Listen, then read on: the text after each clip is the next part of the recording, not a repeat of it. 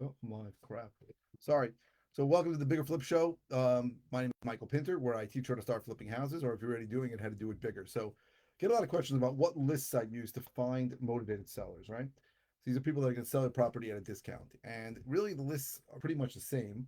Um, and it depends on your area because certain lists are available in certain areas and certain lists aren't. So, for example, in my area, Nassau County, Suffolk County, it's very hard to get a tax delinquent list. That's one of my favorite lists, the tax delinquent list, because if you get a list of properties that are not paying their taxes, usually, not all the time, but usually means that there's no first lien on the property, right? Because if there's a first lien regular mortgage on it, the mortgage holder is going to pay the taxes most of the time. Um, so a tax delinquent list usually indicates equity that the owner has money in the property and he doesn't owe more than he doesn't owe a lot of money on it, and it also indicates some kind of financial distress because he hasn't paid it. Again, that's not absolute. Sometimes it's an error. Sometimes the bank screwed up. There could be 1,000 reasons why it's not, but it usually indicates that there is financial distress and equity. That's a good list.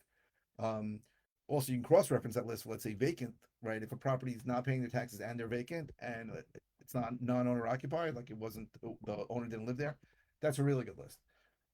Another good list is code violation. So if the guy is not, if you're in the colder parts of town, if the guy hasn't been shoveling the snow in the winter or hasn't been cutting his grass in the summer, that may indicate that he's not there or that he's under financial distress too.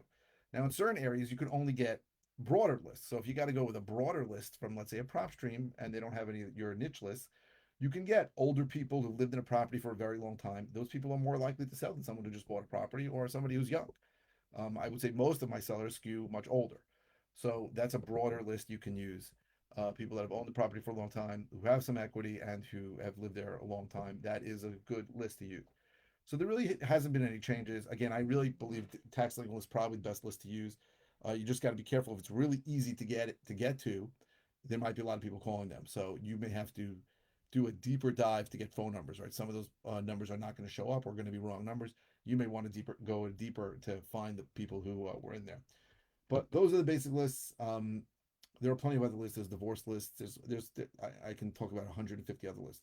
Water shut off, utility shut off. So if you have a public authority and you file a FOIL, that's Freedom of Information Law request to show everyone that was shut off for non-payment, that's a pretty good list too. If someone's got their water shut off for non-payment, that's good. Again, it's not absolute. None of these lists are perfect, but it's a good list. So those are the basic lists that I use depending on where I am operating. I don't just operate in New York, I also operate in El Paso, Texas.